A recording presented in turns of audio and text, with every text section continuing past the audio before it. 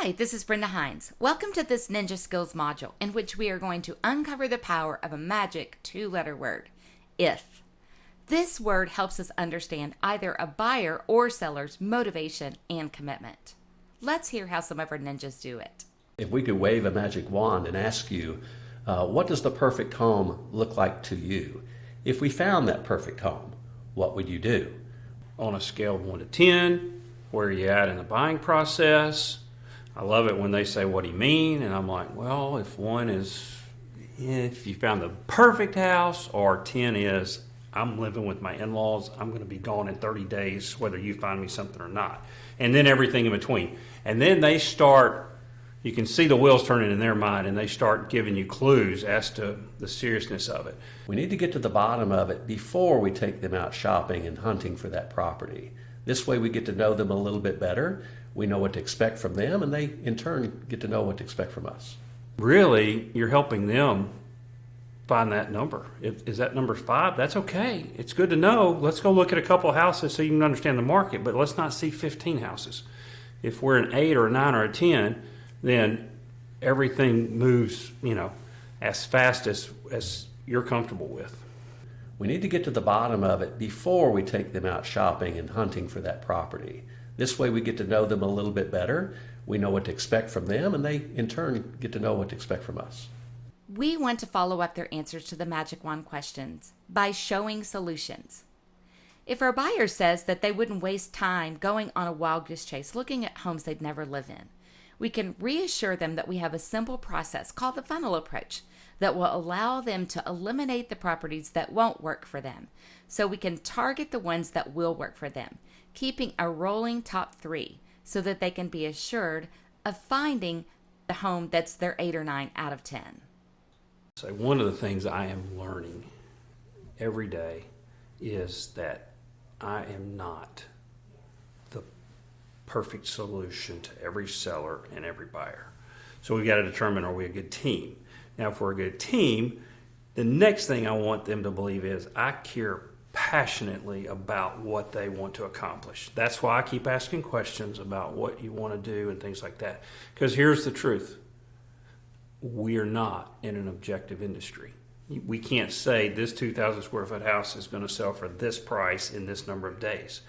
We guess a whole bunch. Now, hopefully it's a guesstimate. We've said, here's what the data shows, and so here's what we think.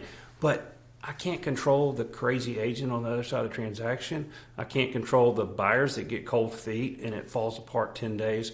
So my promise to my customer is that I'm going to do everything that we possibly can, from anybody on the team and myself and tracking the transaction, to make it go as smooth as possible.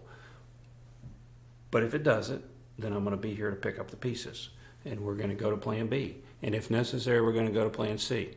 Because as much as I want to control it, I can't. As much as you need it controlled because of your time frame, you can't. And so we're going to kind of work this thing together, and we're going to do the best we can. At the end, I think you'll be happy with the level of service we provided. If we find the house that you said to me was your ideal house, what are you going to do? Obviously, that answer is going to be different for everybody. It can go back to financing. It can go back to their why. It can go back to, we just signed a 6-month lease, and the cost of breaking that lease would be, should it have come out earlier? Maybe, maybe not. But it's very important to know what they're going to do. And a lot of times you get the, I don't know.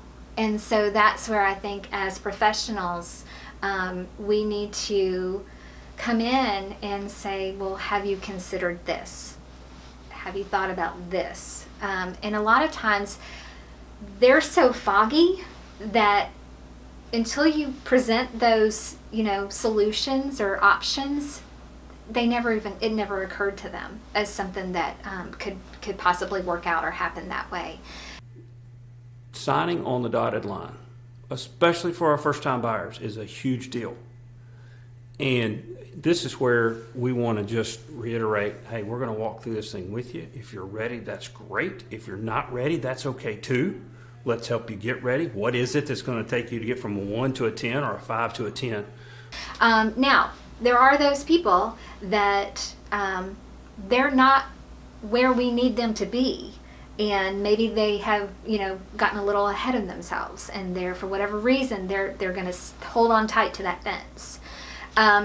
Knowing how they answer that question tells you a lot. And if we fit, we're going to have a lot of fun. And if we don't fit, then let's figure that out sooner than later, so we don't have a lot of what we'll end up being frustrated about where we wasted our time. Thank you for watching this Ninja Skills video. Now follow through with the exercises your broker will guide you through. I look forward to seeing you again next time.